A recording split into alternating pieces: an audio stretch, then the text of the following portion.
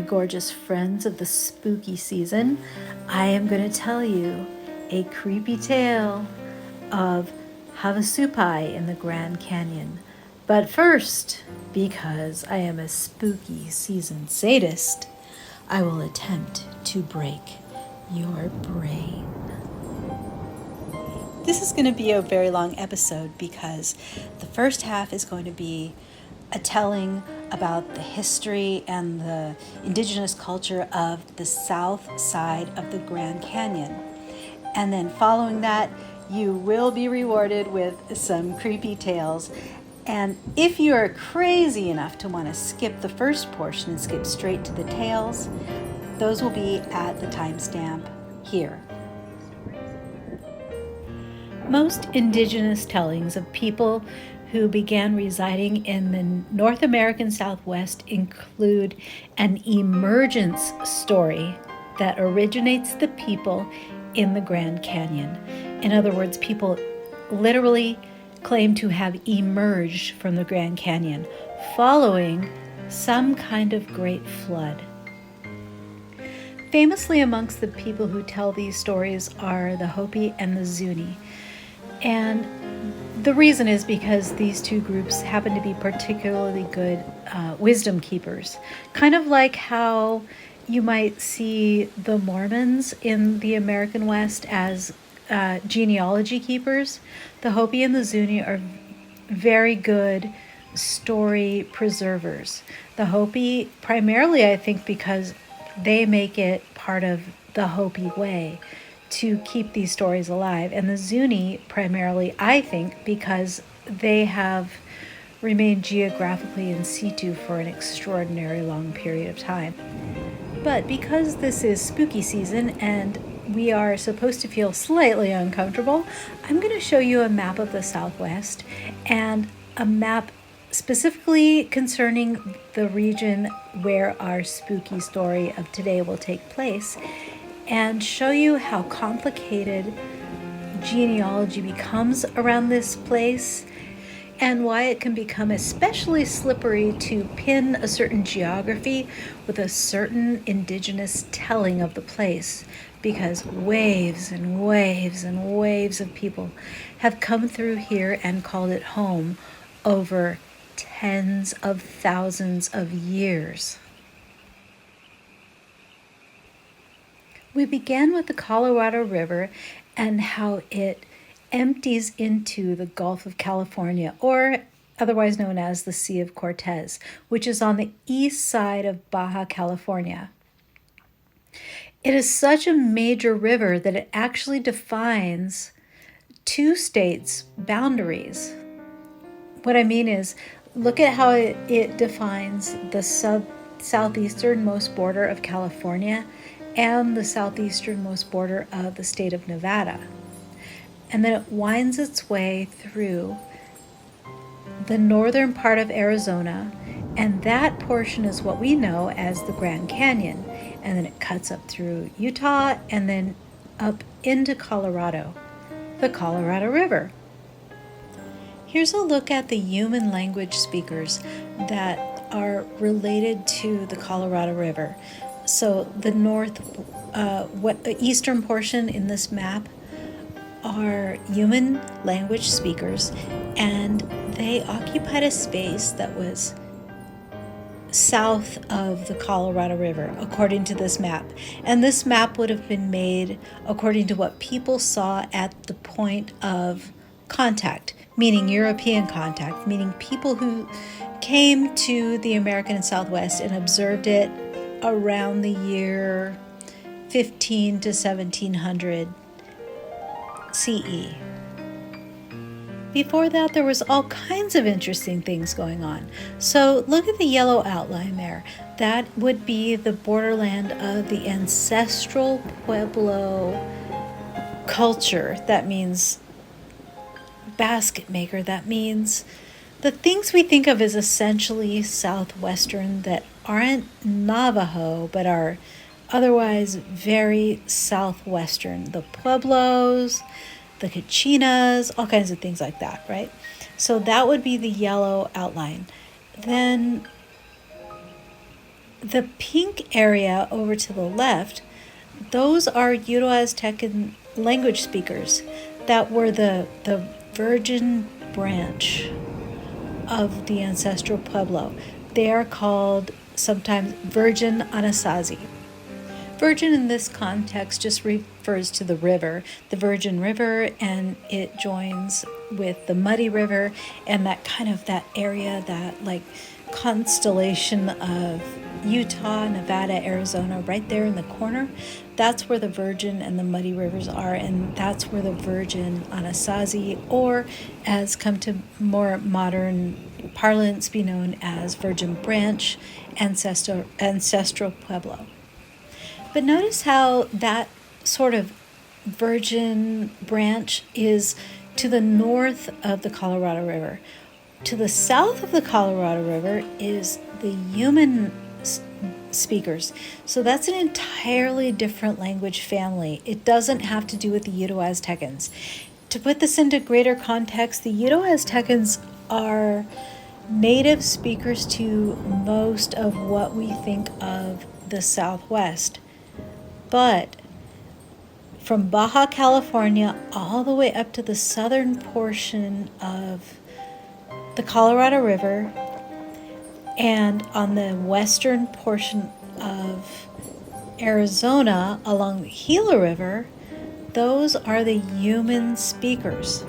So you see that that language family is huge. It goes all the way down into Baja California. For reference, that orange circle, that's Hohokam. The purple outline over to the right, bottom right, that's the southeastern portion of the Southwest that extends down into northern Mexico. That's Mogollon. You've heard that before. The red circle is Chaco. The blue circle is Zuni. This is just frame of reference. What we're talking about today are within the green portion, the human language speakers. Although it doesn't seem to matter a lot just to casually enjoy the story, but it matters a lot if you're trying to understand where the story came from.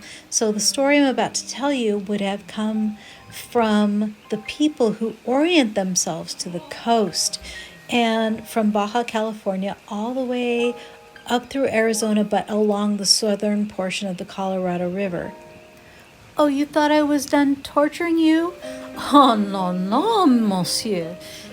Your Halloween horror has only just begun, because now I'm going to get into the American history of Havasupai and Havasupai Falls and where this story originates. Most Americans nowadays associate Havasu Falls and this entire part of the canyon as a vacation destination. It's extremely beautiful. It is land of the blue-green water. But what most people don't realize is that the American government forces the Havasu Baja people to maintain a campground on their traditional cemetery, and that the people who are native to this area used to winter up on the mainland, up on the plateau, the desert landscape, but then they would summer down in the canyon, down where the falls are and where the water is. It's because the upper lands would have been drier, and down in the canyon there was always a persistent and perennial source of water. It was a great place to be in the summer. But as the American government and the national park system closed in between the years of 1882 and 1919, the people were stripped of their land. They were stripped of their land on the surface, up on the desert plain, and forced to live in the canyon year-round. What happens in the canyon year-round is freezing temperatures, no food, no resources. They were forced to live down in the canyon near the river during the most intensely cold part of the year, without being given access to all the resources that would have been up on the plateau. animals, plants, water, anything that could have been accessed on normal landscape that you and I would normally enjoy, these people were deprived of because they were forced to live in a deep canyon in freezing weather where there were absolutely no animals and no food. This resulted in an intense push from the indigenous people against the government. And there was a book written about this called I Am the Grand Canyon. And what that means is that the people who consider themselves indigenous people of the Grand Canyon are made of the Grand Canyon. They are the earth. They are the animals and plants and water that come from the Grand Canyon. You ingest those become your bones and your flesh and your sinew and your skin and your fluids. That is what your body is made of. I am the Grand Canyon. And years went by where they made this legal battle to retain ancestral homeland, and finally it did happen.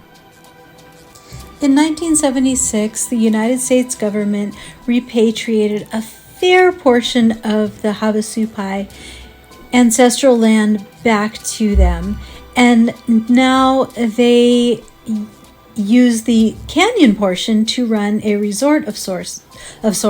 So if you want to vacation down at Havasu Falls, you will do so under the auspices of the tribe itself.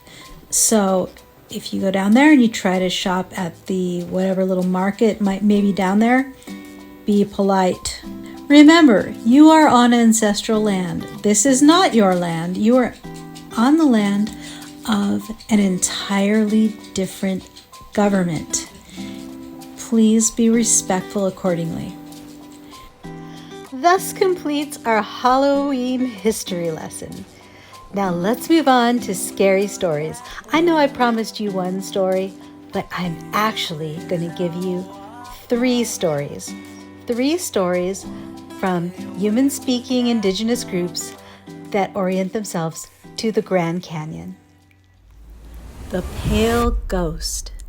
Our first story is recorded by Gerald Hausman in his book called Ghost Walk: Native American Tales of the Spirit. In the preface to the story, he comments that the word ghost is a misnomer. That's why it's not used very much by Indians. Depends upon the tribe, of course. The Navajos use it to describe things that are evil sometimes. Pueblo people don't talk about ghosts. They say when someone dies that he is gone, not dead, just gone. The word spirit came up often at Havasu, he says. One man I talked with said, "It's foolish to isolate a spirit and call it a ghost. All things, dead and alive, as you would say, have spirit in them, so they're all possessed of spirit." At Havasu, the gentle winds change with the fiery or muted colors of the cliffs that turn saffron at eventide, then plum and dark blue, and finally black with the fall of night. The moon comes out and things turn again. As morning comes, the colors begin again. It's not ghosts, but the mood and spirit of all life is in the canyon, and color is a spirit there. There's no time in the canyon except that which you bring with you, or that which is marked by sun and moon, wind and shadow. If you bring ghosts, they'll sit at your campfire and tell you things. If you don't, they'll present themselves as spirits. In any case, you have the colors. The Pale Ghost. After burning his suit of clothes, Hansen sat in the shade of an ash tree. Soon the ghosts would come. They always did. The sweat lodge made of mud and stone was so hot when he stepped into it, it singed the hairs inside his nose when he tried to breathe. How do the old people do this, he thought. The sweat flowed in rivulets down his chest. City-bred skin, soft city hands, city man.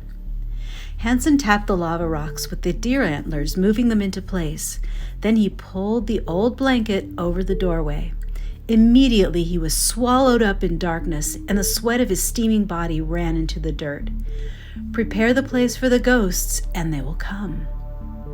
Hansen went outside for the third time, walked into the river, rolling like a dog in the shallows, sending minnows flying in all directions. One more time. For the fourth and final time, he pulled the blanket. The daylight was again sealed from him. He was in the womb of time, bathing his skin in the old life, birthing himself in the original wetness of being. The ghosts, the parts of himself that kept him alive, not there, but soon. The sweat rolled from his cheeks, collecting in pools around his navel. For some reason, he remembered his grandfather. Perhaps it was the antlers. Remembering his grandfather made him remember his grandfather's tractor, the first one ever brought into the canyon. That was years ago, before Hansen was born. He thought, they brought it in on muleback, one piece at a time. The elders thought it would ruin the way things were, but it made things better.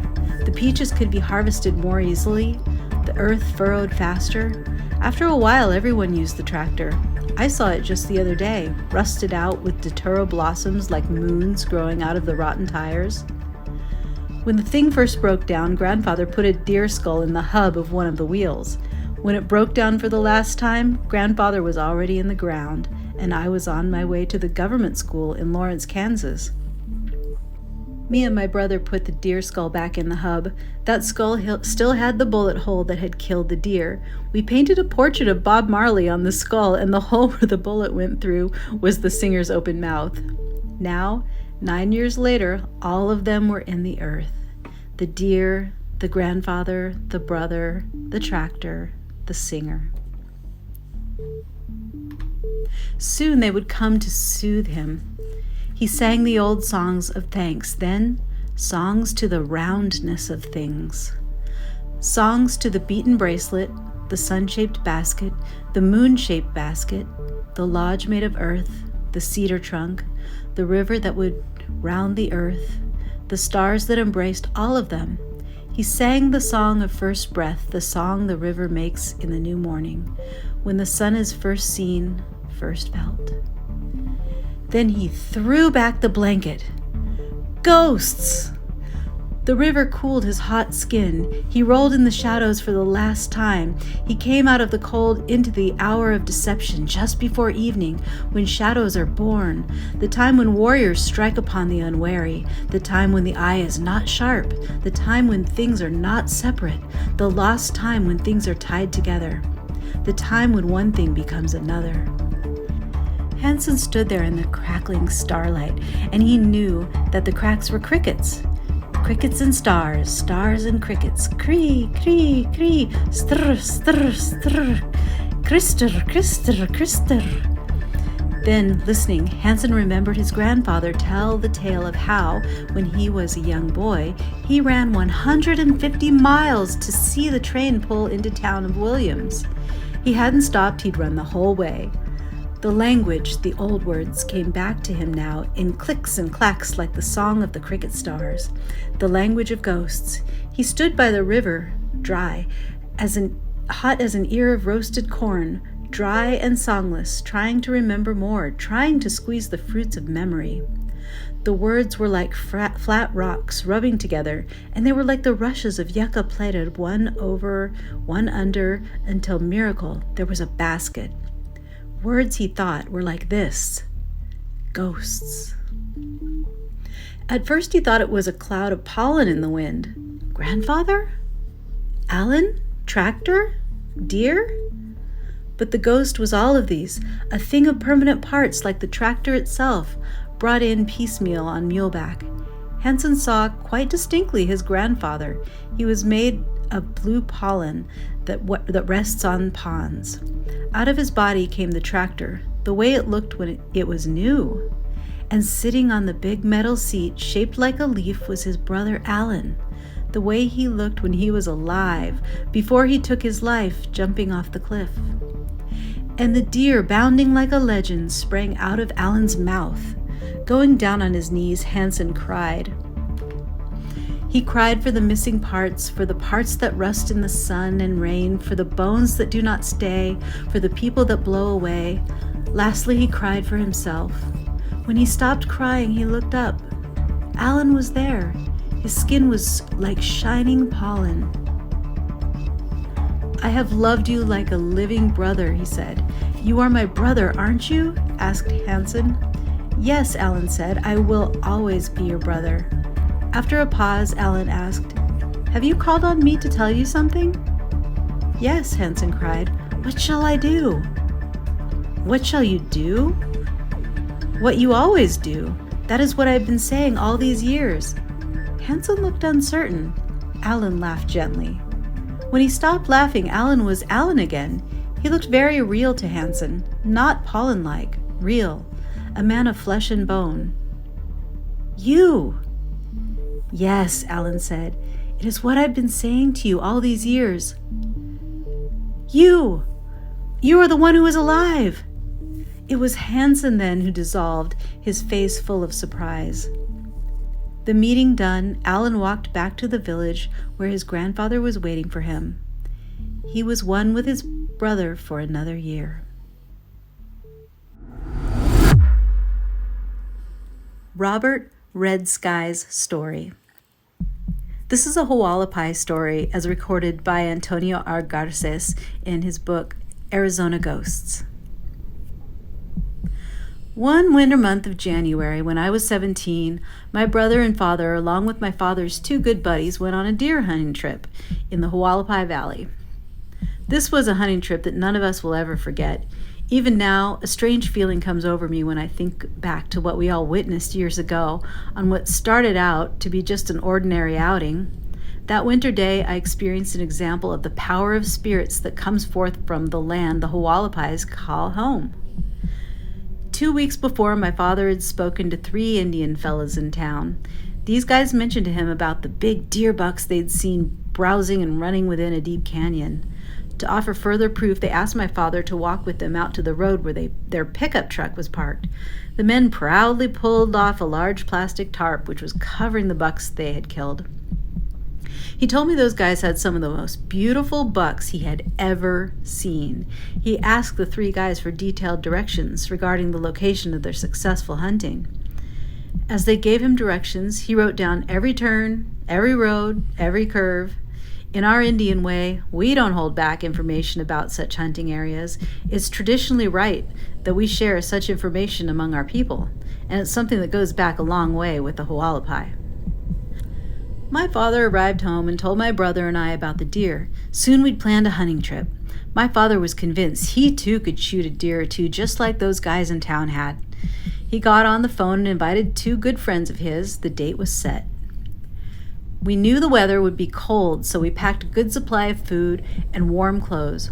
My father enjoys eating hot chilies, so my mom made him about 2 dozen beef burritos with some of the very hot red chili, all rolled up in foil. These he planned to heat up on the campfire. We loaded the pickup with 3 days' supply of food and water, the burritos, and our hunting gear, and then we drove to meet up with my father's 2 friends. We started out in the early morning, and although it was a very cold winter morning, there was no snow on the ground. The weather was perfect. We soon came to the main turnoff from the highway. It was a dirt road, which was not too rough for the first 5 miles, but then got very rough as we made another turn onto another road.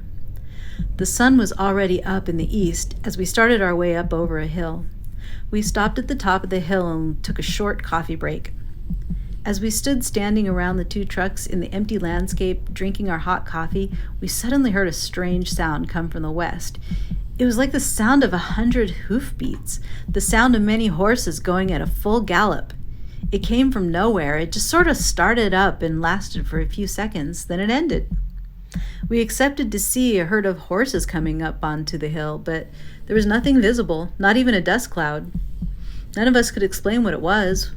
We nervously joked about it being a flying jet, but the sky was, as far as we could see, clear of any craft.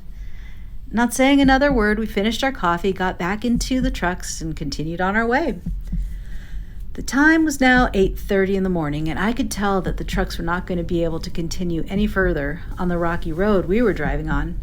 We decided to stop and make camp in the middle of a distant small grove of juniper trees. The wind was still and the air was cold and crisp as we opened our tents and arranged them around a rock fire ring that my brother formed. After making camp, we decided to eat some food and then head out with our rifles toward the hills in the direction we were told the deer would be. We followed an old coyote trail that went down the eastern side of a ridge. We were careful not to talk loudly or make loud sounds with our footsteps. Deer are very alert and can be easily spooked. We noticed that the area was littered with deer droppings, a good sign. The area was sparsely spotted with medium to tall junipers, and in the distant narrow valleys were a few groves of cottonwoods and oaks. My father knew that deer liked to browse in these areas, so we were constantly trying to pick out any movement in the distance. Suddenly, just as earlier before, the weird sound of hoofbeats started up again. We all stood still and waited. Just then, just as before, the sound came toward us and soon disappeared. This time we were not so quick to dismiss the sound as being a jet plane. We softly spoke amongst ourselves, but said nothing about it being an omen of bad medicine. We knew it would not be a good thing to talk about it any further, because to do so would bring us a bad hunt. We again picked up the hike and continued toward the valley below. The time was now 1 in the afternoon, 3 hours since we left our campsite. As we entered the valley and the grove of tall trees, we were startled as a porcupine came out from behind an old stump and gave us all a fright. It was difficult to keep from laughing loudly. We all felt a sense of relief at our little brother's sudden appearance. As we exited the other side of the grove of trees, my father, who was now walking ahead of us, spotted some deer on the side of the hill. He stopped his walk and lowered his left hand, exposing the palm, which was a signal for us all to immediately stop. We stood still and viewed the deer, quietly scanning the large herd before us. There were 10 does and 3 really beautiful bucks. What a sight! This was what we had dreamed of. We spoke in soft voices, communicating to each other how best to get a shot at the bucks. Then, without warning, something scared the deer. They must have seen something big or dangerous because they bolted and went running. They couldn't possibly have seen or caught our scent among the trees. We automatically got down on our bellies and watched as the deer darted just a few yards away from us. We froze like statues, trying to camouflage into the surrounding brush and trees. Just as it appeared that the deer were going to reach us, they darted in another direction and disappeared behind a small ridge. We were speechless and wondered about the sudden change in the deer. We thought there must have been a hungry mountain lion or something very scary that had attempted to attack them.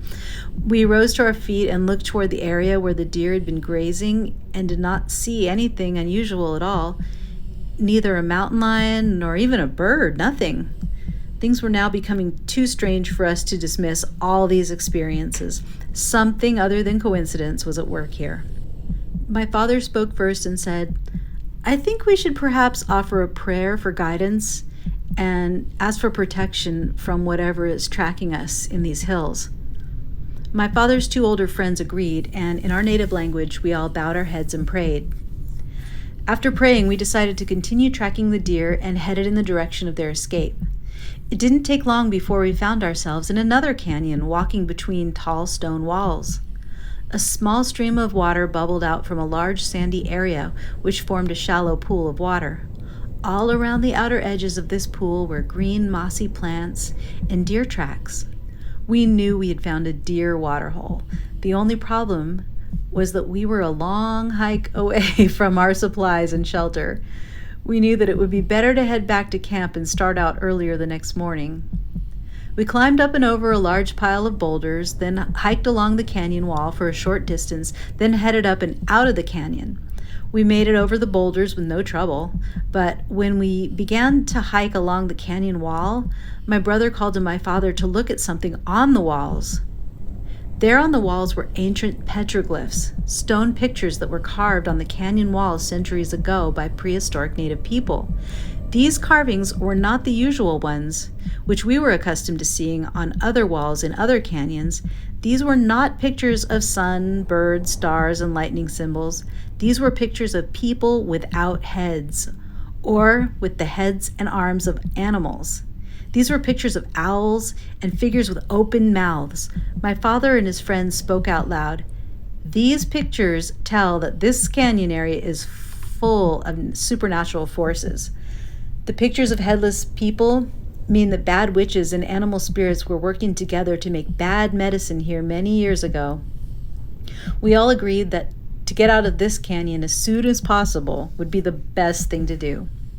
We hurried our hike and soon reached the top of the canyon. We reached our camp just after dark. We got dinner going on the fire, and after eating our fill, drank a few cups of coffee. Not once did we mention the weird sounds, the deer's reaction, or the petroglyphs we'd experienced that day. It's best not to talk about such things. To do so, we believe, would call to us the dark forces.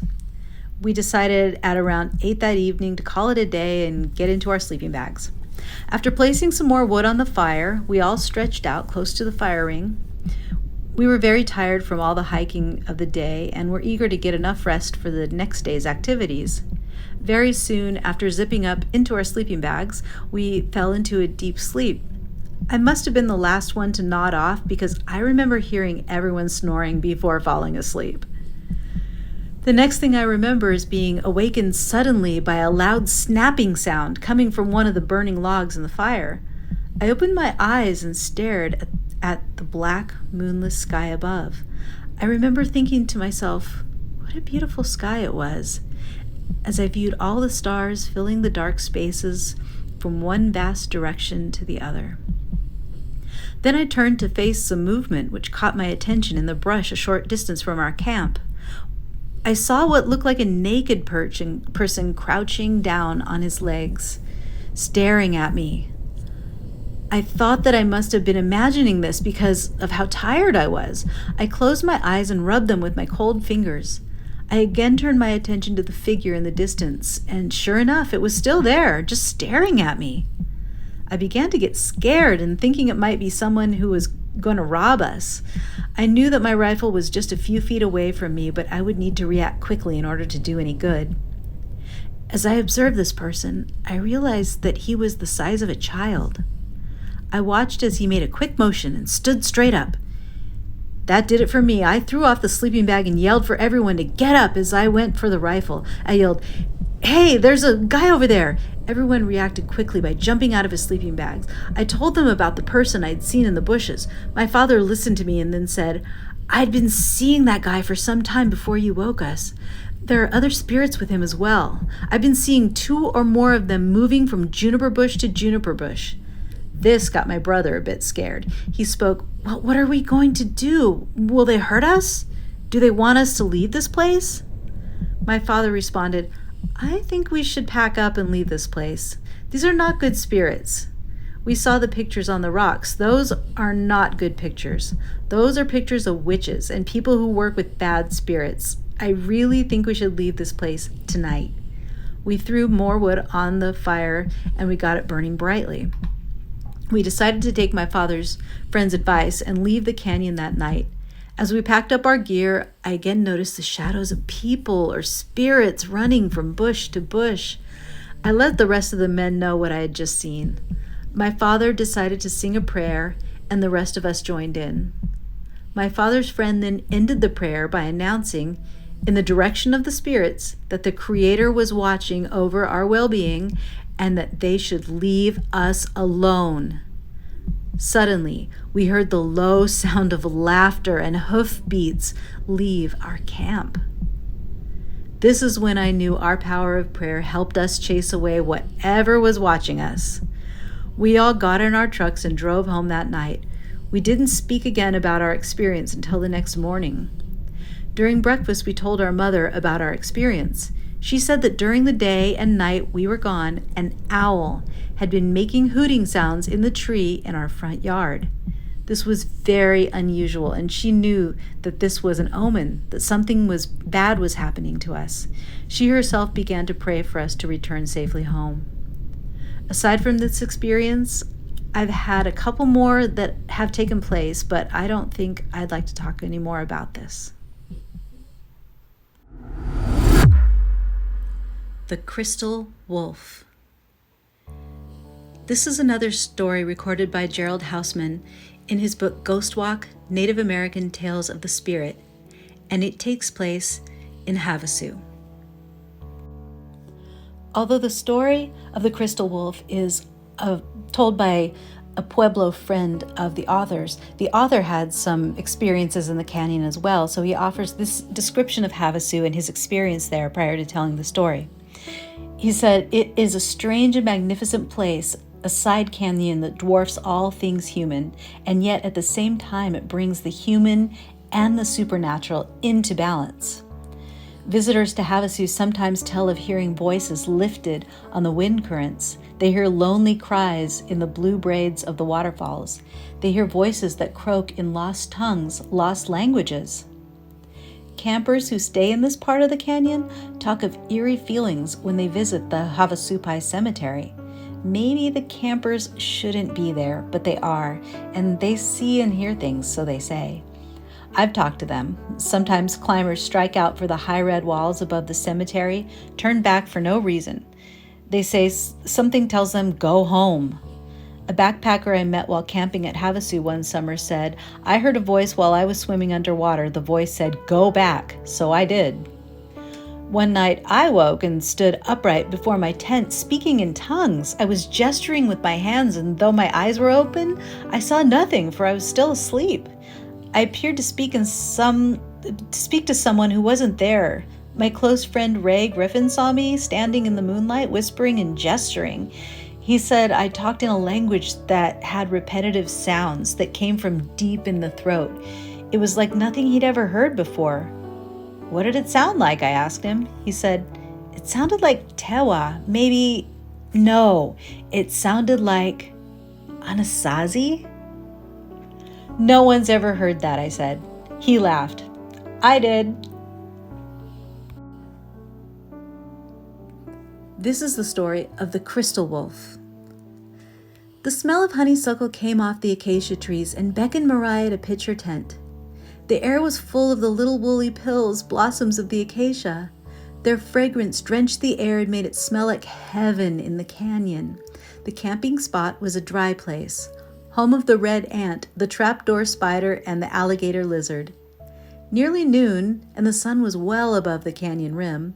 The oven-like air was rose gold. Mariah put down the sketchbook with the drawing of a dragonfly. She walked to the river for a swim. Close to the water, set like green lace, were clumps of watercress and wild celery. All around the blue stream with its white sandy bottom were bunches of cattails. Mariah edged into the water an inch at a time. Above her head, in the white, hot air, catkins of cottonwood and ash rained down, creating an illusion of little soap bubbles glowing in the sunlight. In the middle of the stream was a small island. Maria swam to it. In the center of the island, she found a flat rock. On the top of it were 4 crystal pebbles. The deliberate way the pebbles were placed there told Mariah something. In a circle like a snail shell, they wound around. Someone, she thought, put these here, but for what reason? Thinking of the pebbles, she swam downstream. As she swam in the cold stream, she listened to the gargly sound of the rain toads.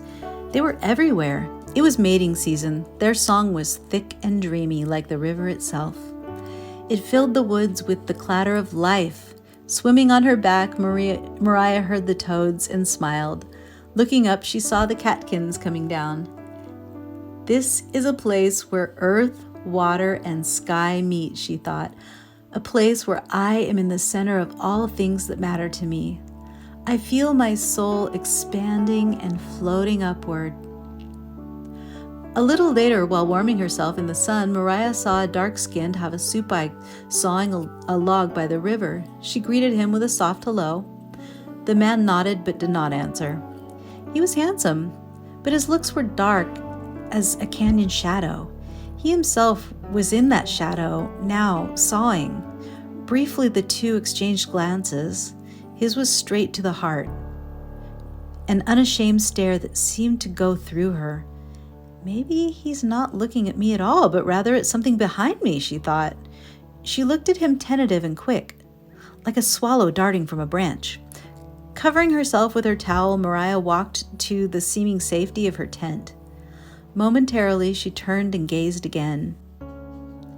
He had a hard-boned, muscular face, long, straight hair, and he was still looking straight at her. Mariah went into the tent and from within looked out. To her surprise, the man wasn't there. The half-sawn log was there, gold and gray in the sun, but not the man. That night after supper, Mariah thought about the day, the little island, the flat rock with the circle of pebbles. I want to see it again, she thought. I must see it. I don't know why, but I must. She ran down to the stream and waded out into the chill water. All around her, the rain toads roared with their mating song. The light of day was fading. The island was blue now. With the sun almost gone, the flat rock was there exactly as she'd seen it before, but now there were only 2 pebbles. She looked closely at them, but did not touch them. The pebbles were white quartz. They were touching each other, sitting in the very center of the stone. She drank in this strange sight, listening to the unraveling noise of the toads. Back at her tent, Mariah put on a sweatshirt and got into her sleeping bag. Soon she was comfortable. The canyon was still warm. In a little while, Mariah felt hot inside the sleeping bag. She kicked herself free of it, opened the tent flap to let in the air. The night scents wafted into the enclosed space. She waited. Finally, a breeze brushed the leaves outside and cooled her skin. It was late when the air was cool enough to sleep. Mariah dozed on top of her bag. And then suddenly she jumped out of her shallow sleep and stifled a scream with her fist.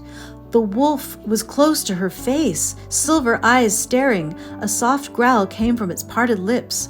Mariah saw its teeth gleaming, then it swung about, neat and clean, and with one leap bounded out of the tent. Mariah heard soft paws on dry leaves. Pish-pash! It entered the stream. Chumph-chumph! It arrived at the island, shook hindquarters and tail.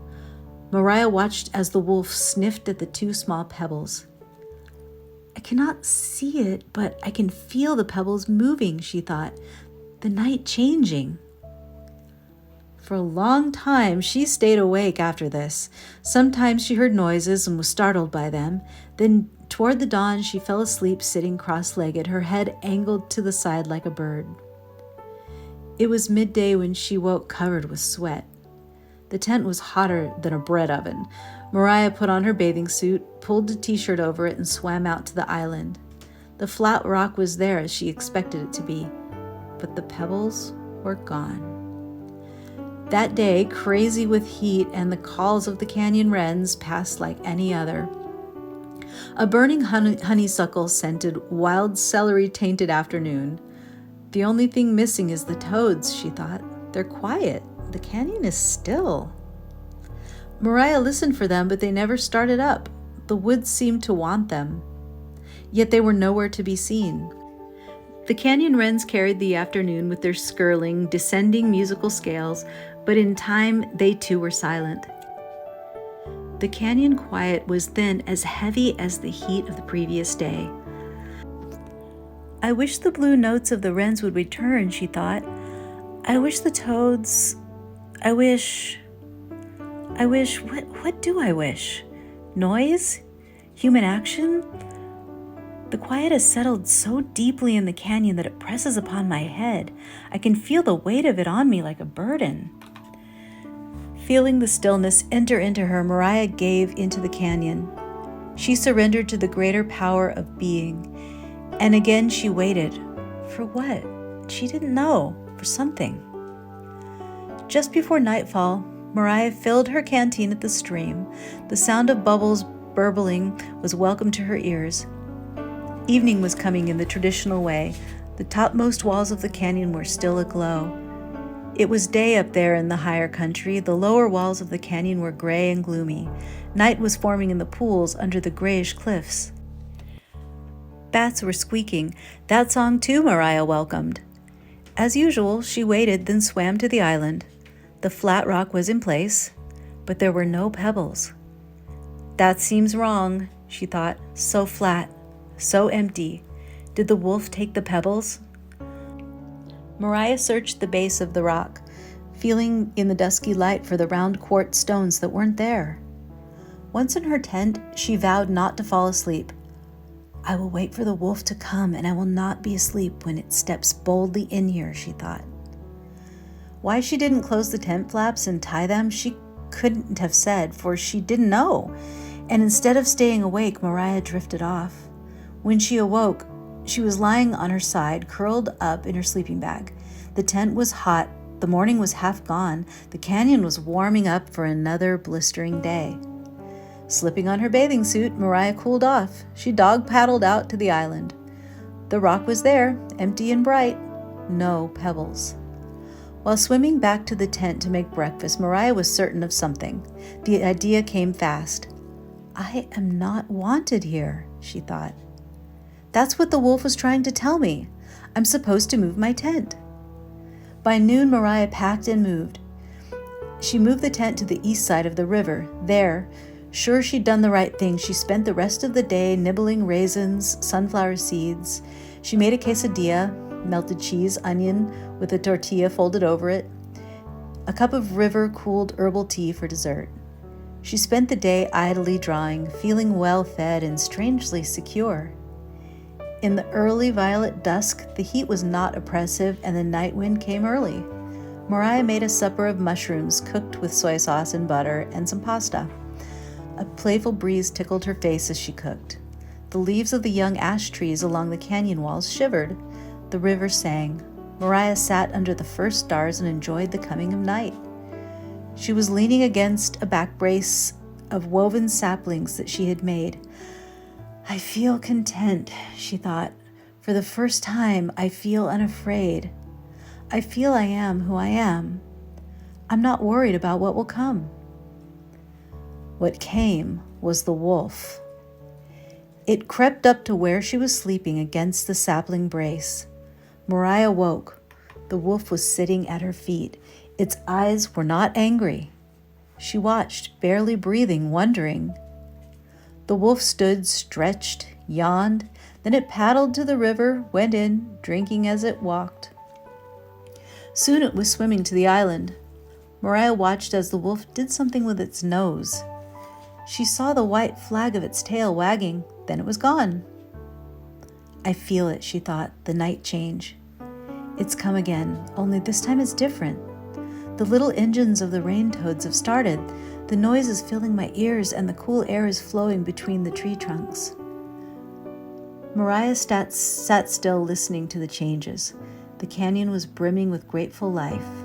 Things were moving, calling out to one another. A moment before it had been dead summer. Now suddenly it was spring, the way it should be, the way it was, for the month was May. The rain toads were joyous, ebullient, crazy. It was the time of the rain toads. Mariah fell asleep once more, just resting against her handmade chair of woven wood. In the morning, she couldn't wait to swim to the island. Such a feeling she had, the wonder of discovery. She was a child. It was Christmas for the first time. The toads and the wrens cheered her on as she swam. She knew little else than the joy of the morning. It was still early. The spell of newness hung like jeweled dew in the morning air. On the island, the flat rock was there. The quartz pebbles made a perfect circle like the sun. Mariah counted 9 of them. Seeing them, she named 9 things that she loved. The river, the toads, the wrens, the pebbles, the wolf, the trees, the sun, the canyon, and most of all, the morning. The following day, Mariah loaded up her things, packed her backpack, and left on the trail that wound up outward out of the canyon. She stopped before noon at the village of Havasu. There she studied the community blackboard. The mule train had just come in with a week's worth of mail. The day was full of commotion, dust and dogs. The canvas panniers of boxes from the world outside the canyon were taken off the mules by strong, stout Havasu women. There was dust, dogs, and white, wet mules, and confident women busy with their silent, thankful work. I'm watching how the women carry things, she thought. Each carton that goes into the tribal community center is sacred. They walk slowly in the heat of the day. The way they hold the box is gentle, like they're carrying a child in their arms. I'm looking at one woman, and she's looking at me. I feel I would carry a box like a baby too, but I have my backpack. That will be my baby as I carry it up out of the canyon into the light of the world. Soon the village square was quiet. The peach trees along either side of the dusty road had green fruit. Their children were playing in the shadows under the trees, using a hard green peach for a toy ball. On the community bulletin board, Mariah saw a message scrawled in large letters. White people will give up digging for uranium when Mother Earth's heart stops beating. Below this message was a wolf's paw print. The pads were red, green, gold, and black. Mariah studied the message and the symbol below it. When she was through, the mule train was going up the trail ahead of her. Time to go. Time to leave my home. On the way up the switchbacks leading out of the Grand Canyon, Mariah sang the song of going away, the song of leaving lovers and friends and all things of the natural world, toads as well as swallows, bats as well as ants. As she went, she sang the song of leaving. It went like this. The stars are the windows of flowers. Flowers are the windows of stones. I am the window of myself, and my pleasure is the gateway of the corn. Armed only with a song, she left the canyon. Perhaps he will follow me, she thought. But she knew he would not. Thank you for watching. Check out these couple of items that I'm popping into my Etsy shop today. I got this cute little duck. I make Huichol bead art. I press tiny glass beads into beeswax and pine pitch and make these art forms. It's like painting with beads. This one, though, I'm especially excited about. It's a whole salad bowl set, complete with serving tongs. It's gorgeous. Check it all out at theancientsouthwest.com and click on Art Shop. Thank you again for watching. I hope you enjoyed it. May the fire inside you continue to burn brightly.